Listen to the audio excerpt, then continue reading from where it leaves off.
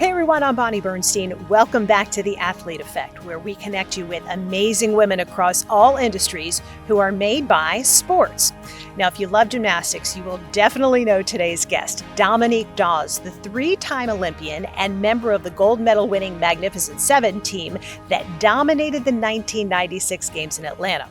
What you may not know is that in her competition afterlife, Dom has harnessed the grit and resilience that were staples for her as an athlete to not only build a gymnastics academy that's been acquired by a private equity firm, but also become a professional sports team owner twice over as an investor in the NWSL's Washington Spirit and the NFL's Atlanta Falcons.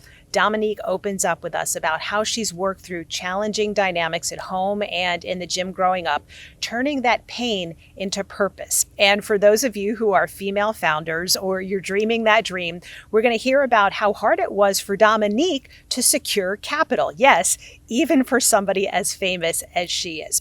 Before we dig in though, just want to do a little quick nod to you for taking the time to listen, because that means you're either a leader already and you just want more insight about how to harness your inner athlete to advance even further, or you are a leader in waiting. Thank you for choosing us. Please subscribe, download, like, share with other leaders in your life. All right, let's jump in with female founder and team owner, Dominique Dawes. I'm wondering if becoming an owner of a sports team was on your bingo card. Ever? No, it was not. It was not. And having this opportunity has been a dream opportunity, especially since my family can be involved. Anything that I do now, it has to include my family. It has to be something that we enjoy doing and build amazing memories. And the organization or the family that we work with has to be like-minded and making a positive impact in the community that they are about. And that's exactly what Mr. Blank is about. And so having this connection with the Atlanta Falcons, 29 years from when I won an Olympic gold here, not only maybe 200 yards away, even that's where the Georgia Dome was. It's been torn down now. It's a surreal opportunity, and it's wonderful to share these experiences with my family. When Mr. Blank told me about your involvement, I wasn't connecting the dots. And I'm like, the Falcons, she's one of our own. She's from the DMV. Maryland. What is she doing here? And then I realized, Magnificent Seven, Atlanta, 1996.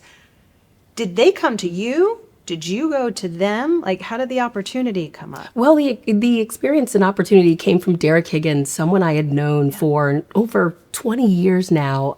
Janet Hill was a wonderful mentor of mine. Grant Hill's mom, she unfortunately has passed away. She was always a sounding board for me and someone that I would get guidance and advice from. And I met Derek through Janet. It's a Duke connection. I'm not a Dookie, as you know that. I went to the University of Maryland. That's blasphemy for you to even mention that. I know. Keep going. And so that connection really came from Derek. And when he went out and reached out to a number of different team owners about his vision of increasing minority ownership, Mr. Blank was one of the owners that he reached out to, and I'm grateful that he said yes and has really not only welcomed myself, but my husband and my family into his family with open arms. And the connection, is Atlanta. I mean, I've got a number of bricks over in Centennial Park that have really kind of solidified my legacy here. And it's always good to be back in the Atlanta area. It always feels like a second home to me. And this is a second opportunity for you to be in the ownership suite. You have an ownership stake in the Washington Spirit, the NWSL team. When you take on these opportunities and you put money in the pot, mm-hmm. I know you well enough to know you're not just writing a check. Mm-hmm. What is the purpose? I do my due diligence, or as best that I can, of vetting the organization, the people that are leading the organization, because I'm very selective in who I associate with. I'm very, very private. I've been very private since a very young age, but I've also made mistakes and associated with people that were not like-minded, did not care about the same things that I care about. I care about community. I care about impact. I care about having a positive legacy. I'm very selective in who I really allow my kids to associate with regards to associates that I have around. And so just seeing what the, Mr. Blank has done and his family foundation has done, not only in the Atlanta area, but also Montana. He's not just about sports. He's really about leaving a legacy and caring about the community that he's serving. And that was very important to me. Likewise with the Washington Spirit, I knew the DC market needed to have positive role models, positive influences for young girls and young boys. And so when Steve Baldwin reached out to me, a fellow Terp, he went to Gaithersburg High School as well. So there were like multiple connections with him when he reached out. I really wanted to be a part of that organization that was going to leave a positive impact on the DC area. Then Michelle, the rock star that she is, Michelle Kang, came in, has been an amazing leader for the organization, not just for the Spirit, but for the National Women's Soccer League. And just recently I was asked to be a part of their advisory board. So I love associating myself with people that are not just, short-sighted and focused on only sports, but they care about community and the community that they serve. Let's go back to Maryland. Dominique Dawes is a name we all know for the Magnificent Seven and participating in 3 Olympics. What actually inspired you to pursue the sport in the first place as a little girl growing up in Silver Spring, Maryland? I can't give myself credit. I was 6 years old. I was like a highly I give Nadia Comaneci credit. Oh, really? Oh, my gosh. I saw her in the 76 Olympics. She ruined it for us all Yes, by she did. scoring the perfect That's what I 10. And so now we've all gone through our entire lives striving for perfection. We'll get to that at some point. Let go of it. But what was your inspiration? There was no inspiration when I first got into the sport. I knew nothing about the sport of gymnastics. I didn't grow up watching Mary Lou Retton. In my family, my dad, he watched football and boxing and basketball, but I was a 6-year-old. I was just a highly energetic kid that you would diagnose today, or society would diagnose today with ADHD. Of course. But I was just an active kid in school. I was called a tomboy. I was made fun of because for the President's Council on Fitness Training, I beat the boys in the run. I beat the boys in chin-ups. I beat the boys in anything and everything that you can do. And even my daughter Quinn just did 102 push-ups. And I thought my 66 push-ups was impressive. And I was like, you're lying. So I'm sorry, say that again. How many? 102 push-ups in her fitness test. Insane. So that's a little mini me times 2. Yeah. And so I just was an active kid. My mom was the one that dropped me off in a gymnastics gym along with my older sister, Danielle.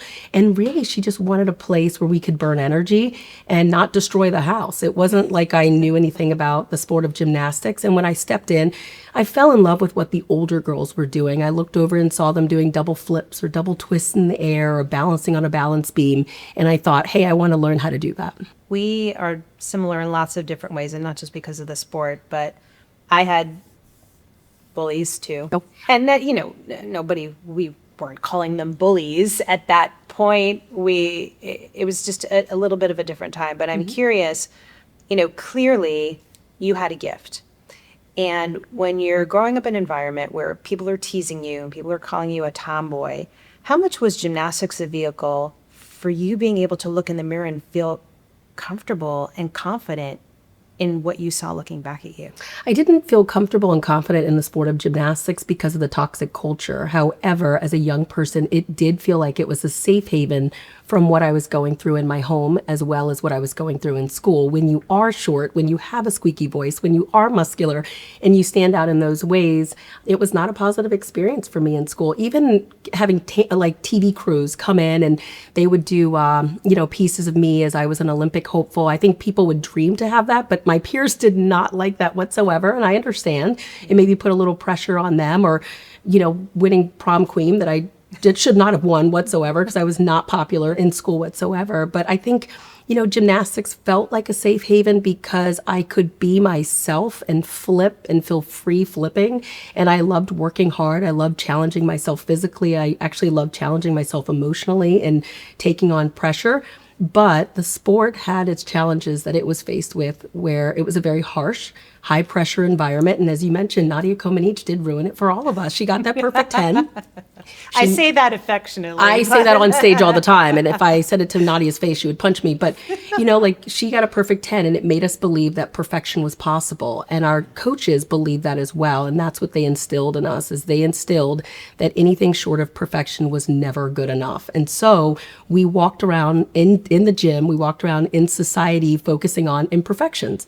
And we needed to correct and fix every single thing. And as my husband has taught me, that is a very miserable way of going through life. And so it's taken me some time to reframe the way that I think and to let go of my 3-time Olympic gold medal self that allowed me to be successful in the athletic arena.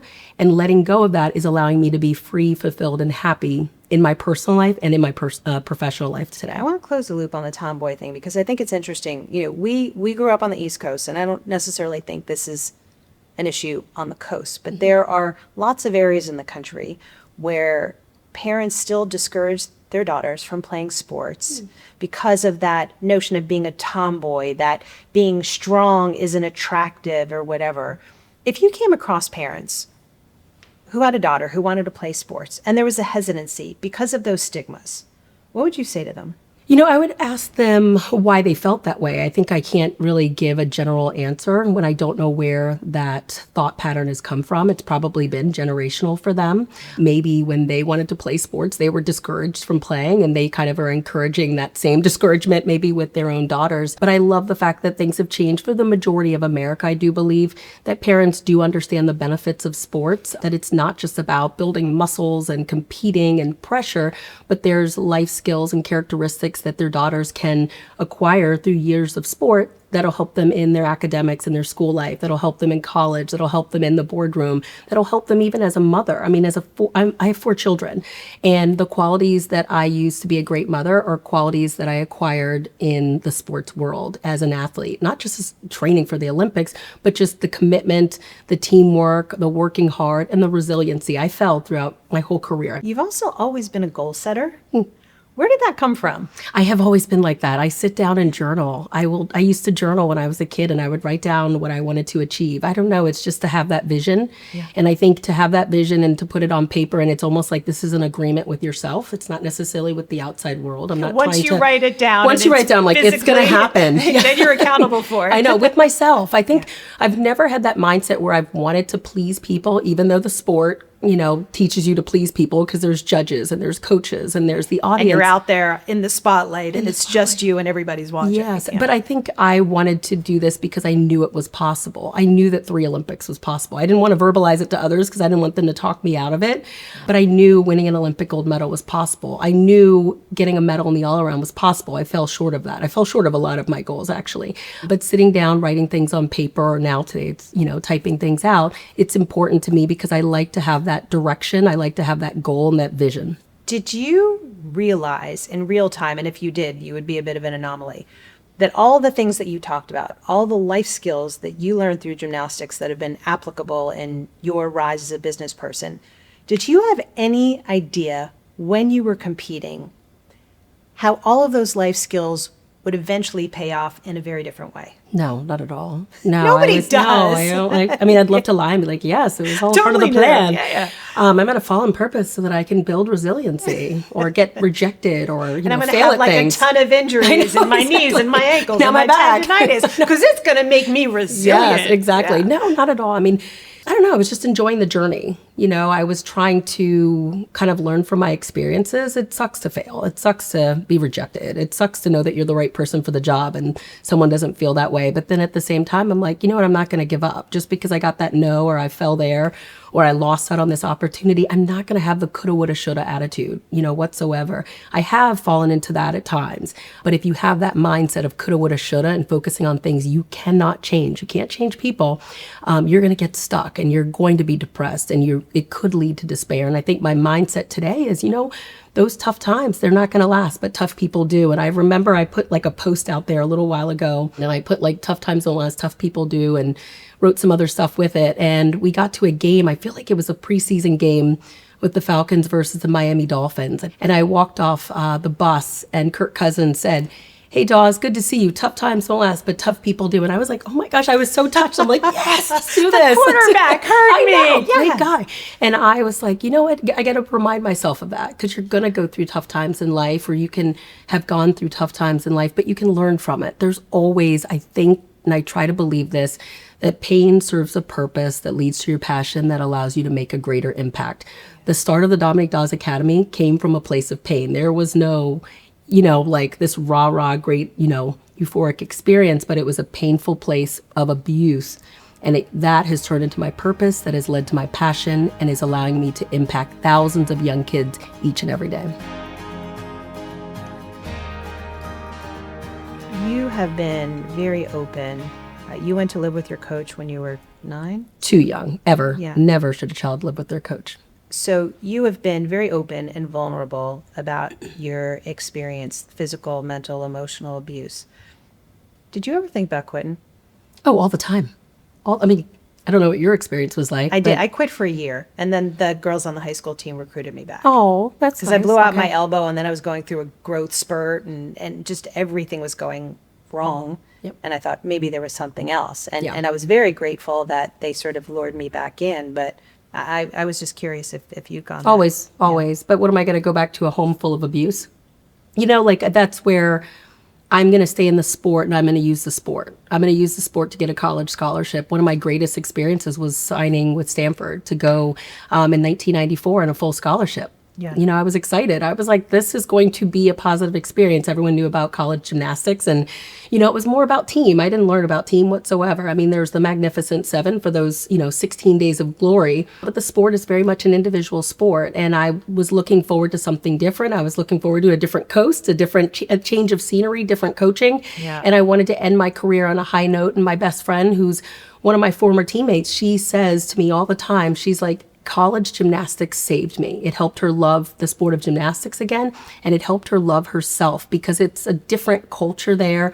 Whereas I mentioned, Different it's about mindset, team, it's yeah. positive, and you have a life. It's not just gymnastics 24/7. You're actually focusing on academics and even a social life. And so that was one of the greatest experiences. But as you know, I stayed in Maryland, trained 2 more years for an Olympic Games. Decided to go pro. And then decided to go pro and stuck it out for 2 more Olympics. Yeah. So let's stay on Stanford because clearly the landscape is different for college athletics than it was when you were thinking about signing and had a full scholarship, in that college athletes can now monetize their name, image, and likeness. Yes. If that option was sitting in front of you, do you think you would have gone to Stanford on the ride? That's a good question. I mean, looking at the situation now, I'd be like, well, yes, I would have. And I would have gone to University of Georgia. They were a very close second. And they wanted to fly me to their school and march me out in their, they told me all this, like march me out in their football stadium. And it was going to be dogs, at the WG, kind of whatever. But something made me want to go to the opposite coast and, really make a big change. But I would have gone to the University of Georgia and would have been a Bulldog and would have also trained for the Atlanta Olympics. It would have been a nice fairy tale finish. You've built a brand being great at what you did as a gymnast and also an extraordinary businesswoman. But for the younger athletes who are listening to this podcast, who now have the opportunity through NIL to become CEOs of their own personal brands, what advice would you give them? Because social media didn't exist when we were growing up. But there is this pressure that social creates. And we do see a lot of girls who choose to dress a certain way to get likes and shares and, quite frankly, money sometimes. Yep. So if you were in a room of student athletes who were pursuing NIL opportunities, how would you guide them? Well, it takes me back in 1996 after winning the Olympic gold. We went on tour, on a 90-city tour around the United States, and we were like rock stars. And it was, I think an exciting... Like the Beatles and Leotards. It's very exciting for an extrovert. I'm an introvert and very private. So I remember we got together one day in a hotel and someone had said, hey, Dom, message boards have come out. So it's not social media, but people were messaging. It's the precursor to It's social the precursor. And so I was like, ooh, no, what? No, I'm not going to get involved in that. And like, Dom, they love you. And I said, until they don't. And so I said, I'm like, be careful. I'm like the old one on the team. I'm like 19 years old. And then there's Mochiano, who was like 15, and everyone else in between. And I remember they ate that up. And my thing is, these are complete strangers that are talking about you, and they're going to love you one day and put you on that pedestal one day and knock you off the next. And so I really haven't been involved or attracted to getting likes or comments from complete strangers. Now, am I sucked into social media because I am a business and I am a brand? Yes, I'm guilty of that. But at the same time, I'm going to always be true to who I am. I'm not going to fall victim to or feed into, when I wore this or I said this or what have you, that made these people like me a little bit more. If it's not who I am, I'm not going to put it out there. I don't fake it well. That's just not who I am. And so I think with NIL, what I would tell young people today is be true to who you are and recognize whatever you put out there lasts a lifetime. I do think it gives girls an opportunity to tee themselves up for their competition afterlife. Because if you're fortunate enough to be able to build the brand, build a large enough social footprint where companies want to work with you, it sort of eases the transition. And that's one of the questions I had for you, because, when you retired, you went on to do like a hodgepodge of things. You were obviously doing a lot of speaking. Yeah. You were on Broadway in Greece, and you showed up in a TV. few music TV. videos with Yeah. Prince and Missy Elliott. And, Yeah. and we had the chance to work together when I was hosting NCAA Gymnastics Championships Oh, yeah. for CBS. Oh my gosh. And you Yeah. were our reporter, and you've done stuff for GMA. When you were done, did you experience an identity crisis? Tell me about that. Yeah, I did, because I didn't see life without a leotard on. Yeah. I was stuck in the sport of gymnastics. I did it for nearly 18 years of my childhood. And as you know, in the gymnastics gym, you live, breathe, sweat, everything gymnastics, and there is no preparation for life after gymnastics. Yeah. And I think that was a very lonely place for me, and I was kind of lost. I did try these different career opportunities that were offered to me, and I realized I was most happy and fulfilled with speaking. I loved speaking, and I loved having that opportunity to plant positive seeds in the lives of people. I loved my role as being a spokesperson for the Girl Scouts of the USA. I was their first national spokesperson focused on self-esteem building. And I think when I aligned myself with brands that were similar to what my values and what I wanted to, the impact I wanted to make in this world were about, I was happier. I was more fulfilled. I didn't make nearly as much money as I could have made, in, let's say, TV or the entertainment industry. But none of those things were who I was and didn't make me happy. And it wasn't the circle of people that I wanted to be around. I love the speaking, and that's why I continue to do it today part-time, as long as I can bring my family around. And just starting the academy was something that was very fulfilling for me as well. So at this point, you've got 4 kids, 2 girls, set of twins, boy and a girl. Take me back to the aha moment where you decided, I'm going to open my own academy. The aha moment happened when I was on GMA, and it was for the 2016 Olympic Games. Simone Biles was dominating. It was great to see her doing very well. And I believe right when those Olympic Games started, the name Larry Nassar became a global name very quickly. Sure. And Larry Nassar was the Olympic team doctor that sexually abused hundreds of young gymnasts. And I had known him for 10 years of my childhood. He was a friend. I don't know if you knew him at all. But he was a friend. He was someone that helped us because he would help with physical pain, and most gymnasts are in physical pain. Fair share of physical pain. Yes, physical pain 24/7. And I was a bit shocked, and I didn't believe it at first, because Larry was the good guy. Larry was the guy at the Olympics that would say to you, hey ladies, if you're ever going through something, lean on me, talk to me. And he knew and saw, he was very, very wicked. He knew and saw the abuse that we were all going through. You're constantly yelling at, grown people are yelling at teenagers, putting them down, the physical, the verbal, the mental abuse. He saw it and saw how vulnerable each and every one of us were. And he groomed you by helping you feel like that he was a safe space. Yes, exactly. For Yeah. all these young girls. Yeah. And I remember then when it got to 18 victims speaking up, I remember being like, wow, this sounds like it actually did happen. Yeah. Now, it didn't happen to me, but I remember thinking, wow, I need to be a part of this positive change. And that's where my husband came in and said, you cannot sit back and do nothing.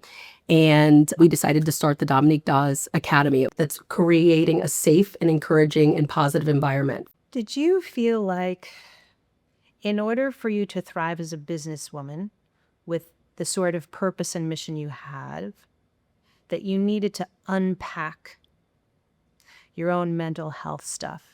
When everything came out about Larry Nassar, I started processing what I went through in the sport. I started processing living with my coach and how I felt as a young girl. And at the time, I only had 2 kids. And when I was processing that, I thought, oh my goodness, I would never want to put my children in that environment whatsoever. And I had already started putting them in the Mommy and Me classes. And I would tell my husband, look, if it's a Mommy and Me class or I'm present, I'm going to protect them. I'm going to protect them from the abuser that I had. And I would be there at the gym, and my husband, he's just got a great personality. He would start laughing. He's like, why are you nuts right now? Like, why are you stressed out? We're running late for a parent taught class. Why are you stressed? But if you show up late to practice, you're going to climb that rope 8 times. I mean, I lived with my coach, so I was never late. But I remember when my mom would bring me, I was late all the time. She would pick me up an hour late, and I got reamed out 24/7 for those things. And Was it I'm sorry to interrupt you, but You know, it's something that came up when I was covering the Jerry Sandusky case for Penn State. Yep. And there were a lot of victims who came out of the woodwork, and the inclination from the unknowing public is, why did you wait so long? And what I learned as I went down the psychological rabbit hole is that a lot of times trauma is blocked. Like, you legitimately do not remember it. Yeah. Was that you, and if so, was that experience during GMA and the whole thing coming out about Nassar, did that trigger something that helped you realize, I got some work to do? It was blocked, but I also experienced Stockholm syndrome because I lived with my coach. Yeah. And I heard from my coach all that she was doing for me. And all that she was, I'm the one taking you to the doctor. I'm the one making sure you get the MRI. I'm the one here with you 24/7. And I remember feeling as if I was left alone on this island by my parents, you know, and I think they allowed that to happen because of how much I love the sport. Like, I really was passionate about the sport, that I almost felt this compassion for my coach, who, though, was the individual that was treating me very because poorly. she was saving you to Yeah, a certain yep, degree. exactly. And you believed everything she said. I believed everything that she said. And I think when I became older and I had my 2 kids, I felt like I'm going to save my children, and I can put them in the sport, and I'm going to be present, and I'm going to be able to make sure that they are going to be protected. Absolutely not. And then when everything came out with Larry Nassar, it made me kind of rethink about what I had gone through. And I realized this is a pretty bad situation that I went through. And I eventually opened up to someone outside the sport of gymnastics, to my husband. You know, when you talk to people that are going through the same level of abuse that you're going through, you're just kind of like, oh, well, this is supposed to happen because she went through it. I witnessed my teammates go through it, or, you know, they're being treated this way, that you just think it's the norm. And when I spoke to my husband, who had worked with kids much of his life, now 20 years of being a school teacher, he's like, oh, that explains so much. You know? Now I get it.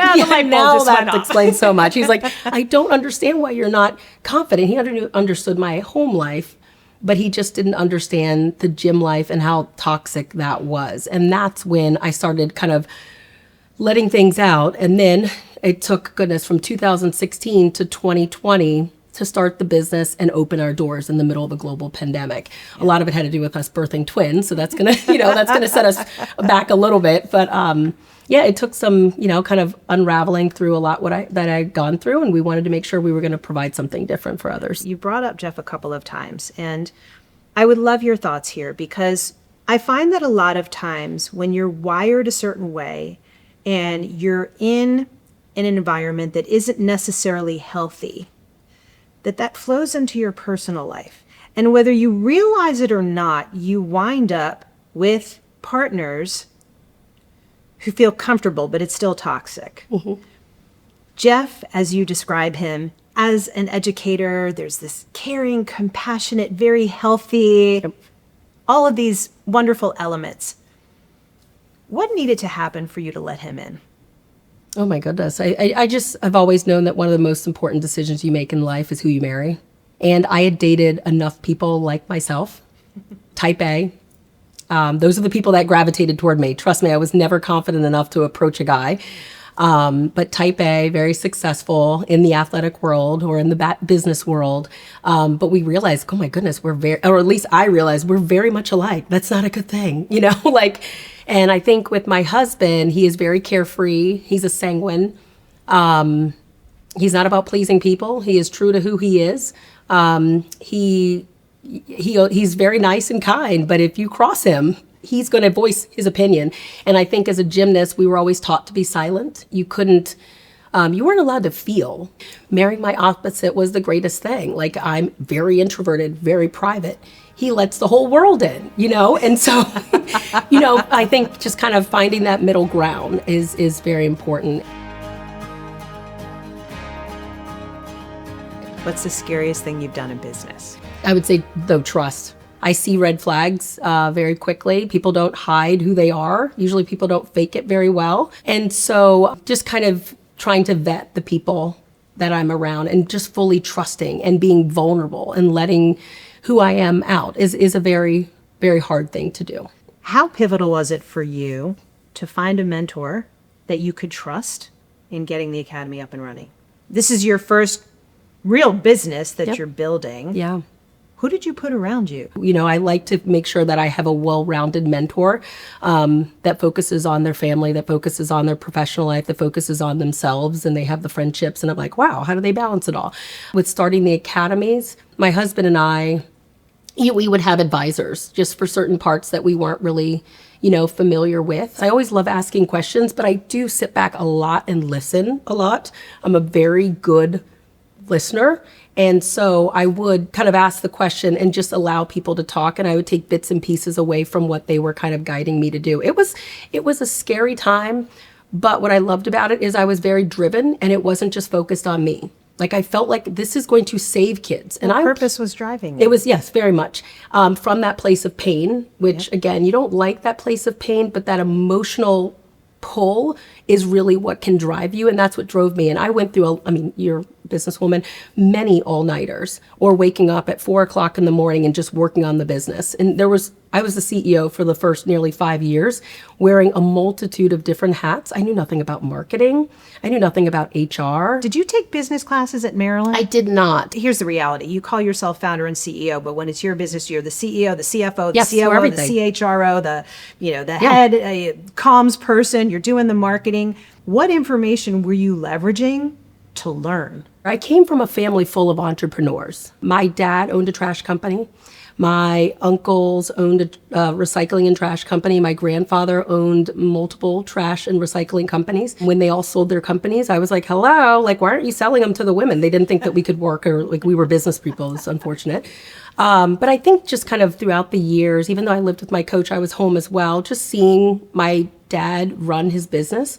Were you absorbing that? Oh, yeah. Why not? Yeah. Really? Oh, my goodness. I mean, just the commitment, the interaction with staff, just the day-to-day operations. And I think it's just taking it all in from so many people that I had been around. I think, though, the hardest thing was opening a business during COVID. No one wanted to work. It was very challenging to encourage people to get outside of their homes in Montgomery County, Maryland, and to come into a gymnastics facility. But we were committed to making that positive change, and we survived and ended up thriving and opening another location shortly thereafter, and then signing the lease for a third location in early 2024. And again, now we're continuing to grow. What was the hardest part about getting the business up and running for you? Getting out of my own way. What do you mean? Just the doubts and the fears and the insecurities, thinking that you're maybe not enough. I know when I would meet with different brokers or landlords would meet us at the space prior to possibly signing a lease, I would bring my husband. He's that comfort and that sounding board and helps me kind of get out of my shell a little bit. And we got so many no's. And I was thinking, and he was as well.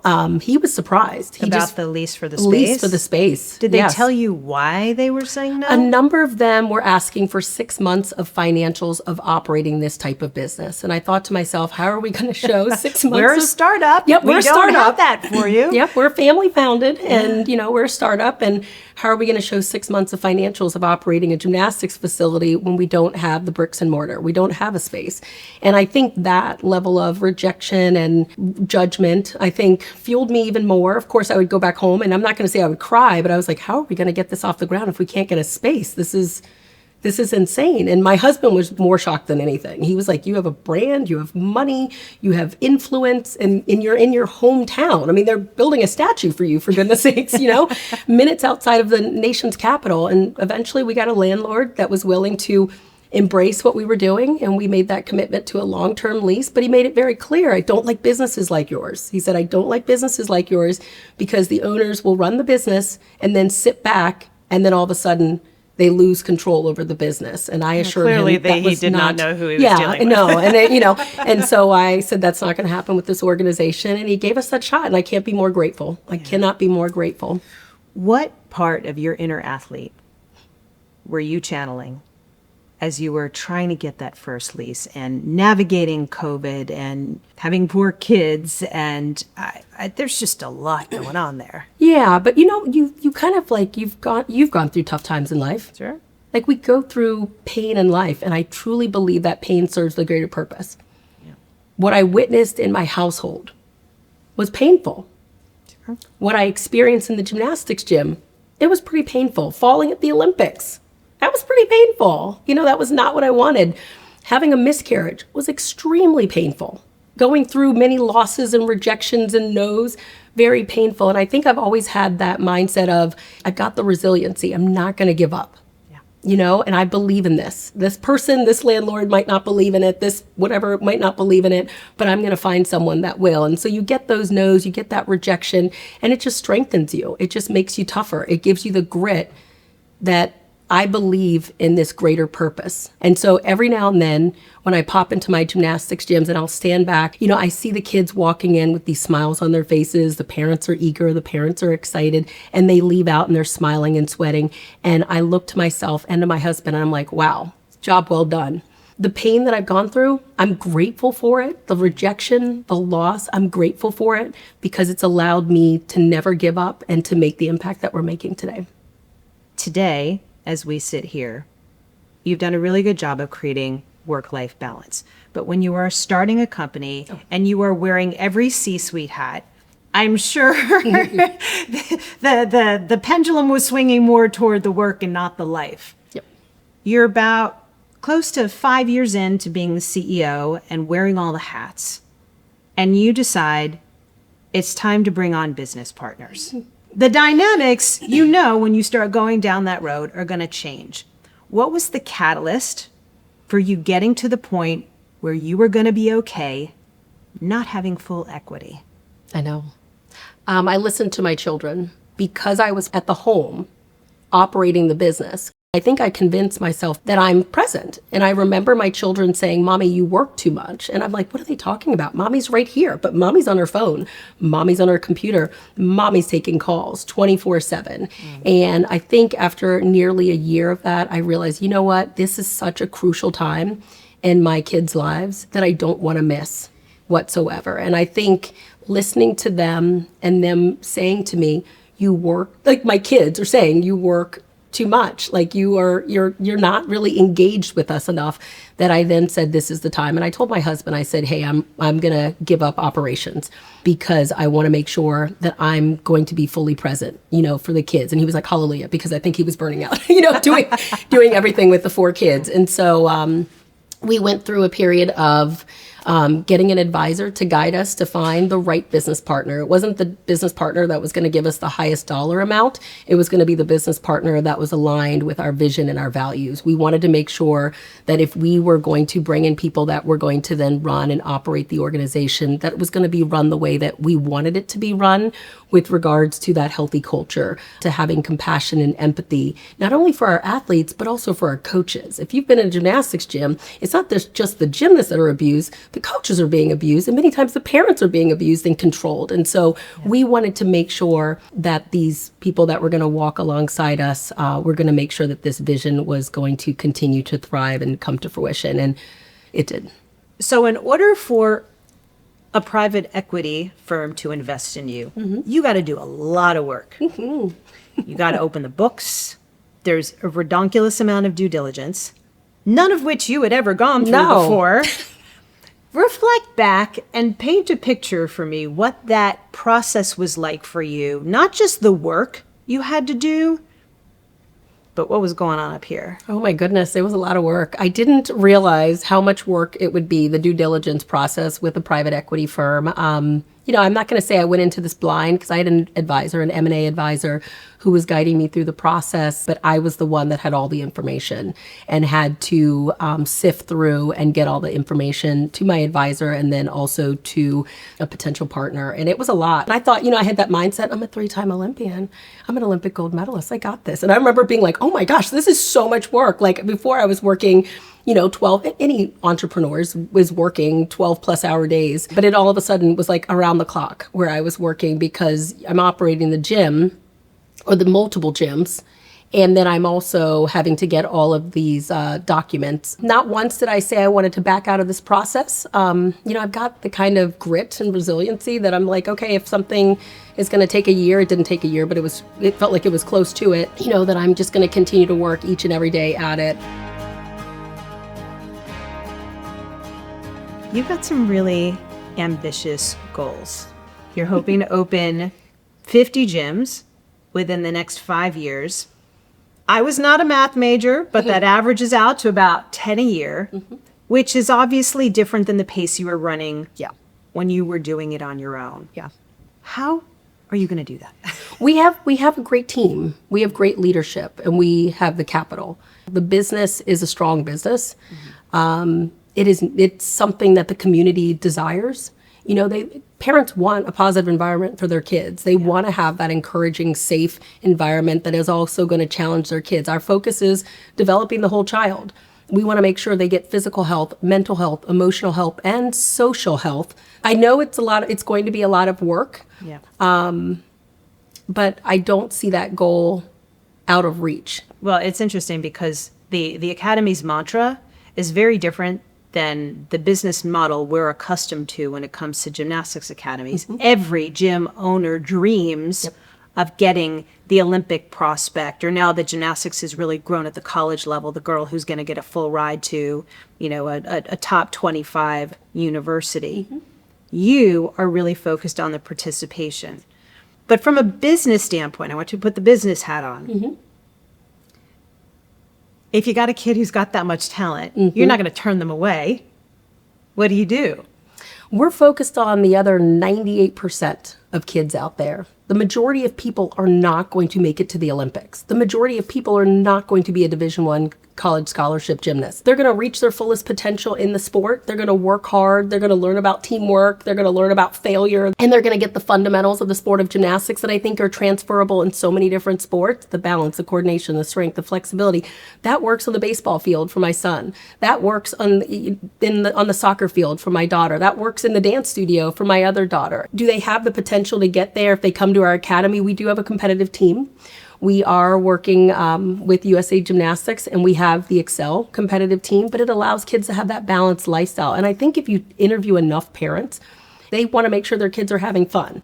The Excel program really promotes multi-sport participation. exactly. When I look at sports like football and basketball, you've got so many kids who are starting to specialize younger and younger and younger. Parents today, I think you do have those that they have their kids in highly competitive travel sports, and the coaches and everyone make sure they do it year round. And I think that leads to wear and tear injuries at a very young age. I think it leads to the mindset that gymnasts have where we're one-dimensional and our identity is wrapped up in only gymnastics. I used to sleep in a leotard. Like, I mean, come on. Like, that was my life. I didn't learn how to throw a ball. I didn't learn how to shoot a ball. I didn't learn how to kick a soccer ball. My husband was like, everyone says you're the greatest athlete, but they don't know that you can do nothing but flip. And I think what I'm trying to sell to parents is you want your children to have a balanced childhood. You don't want to have them in one sport because then they feel so much pressure to excel in that one sport. And if they don't excel in that one sport, they feel as if they've failed. One of the biggest reasons girls drop out of sports is poor coaching experiences. What sort of opportunity do coaches have to really hit home the long-term power of participation? Yeah, coaches are very much role models, and they need to lift up the self-esteem of those individuals that they have the opportunity to serve. It's a blessing. You know, they can lead them toward the right path or the wrong path, and I think you want to push kids and you want to give them tough love, but you also need to know when you need to step back and show them some empathy and show them some compassion. Those young girls that are dropping out, they're at those preteen ages. And it's also because they're going through other pressures outside of their sports environment in school, or trying to navigate the changes that are going on in their bodies, or navigate, you know, there might be a young boy that's interested in them, or they're interested in the young boy. Things like that are going on are hopefully not social media, because kids should not be on social media whatsoever because it's detrimental to them. And so coaches need to recognize, hey, you got to see these people as people. And I think today what I see in my academy is we have coaches that have empathy. We have coaches that have compassion. We have coaches that actually laugh with kids. They're smiling. You know, they're not going to be hardcore or harsh or add too much pressure. They want the most out of that kid. They want the kid to push themselves and get better each and every day. But they also know when to say when. And when I hired the first 100+ employees, I was looking for people that loved working with kids, like truly have a passion for working with kids. They had the character, they have hopefully a well-balanced life for themselves, and they're happy enough for themselves that you can then be a healthy role model for these young boys and girls that walk through our doors. It doesn't have to be about getting that perfect 10. It doesn't have to be about pushing someone to their limit. You have to recognize how that your words, your tone of your voice, which was huge, it's huge in the sport of gymnastics, your body language really does impact that young girl. When you think about your legacy, how do you want people to prioritize Dominique Dawes, the gymnast, Dominique Dawes, the business person, Dominique Dawes, the wife and mother? The wife and mother, I think, is what matters. I know is what matters most to me. I always say that at the end of my days, if we get to 50 gymnastics gyms, and yes, that is our goal nationally, or I have this legacy of being a 3-time Olympian, Olympic gold medalist, but I failed at being a wife and I failed at being a mother, none of that matters in my eyes whatsoever. My faith is always important, and my family. Faith, family, female founder. Kind of a tough juggling act, but one Dominique Dawes seems to be mastering. And honestly, guys, I can't tell you how many times since this interview that I've thought about the lines she dropped that earned the shout out from quarterback Kirk Cousins. Tough times aren't going to last. Tough people do. What a great mantra for all of us to embrace. Give Dominique a follow on social. Her handles are in the show notes, as is a link for the Dominique Dawes Academy website. Our socials are in there too, and we would love to hear from you. What's resonating? What would you like to hear? Who would you like to see? We are here for all of it. And if we can ask one small favor, please subscribe to The Athlete Effect. Downloading, sharing, following is so meaningful as we build our community, and your voice really does matter. Shout out to our podcast squad, Allison Johnson, Carlos Delgado, Jess Levy, and Kim Neal. The Athlete Effect is a Walk Swiftly Productions podcast. Copyright 2026, all rights reserved. Once an athlete, always an athlete. We'll see you again soon.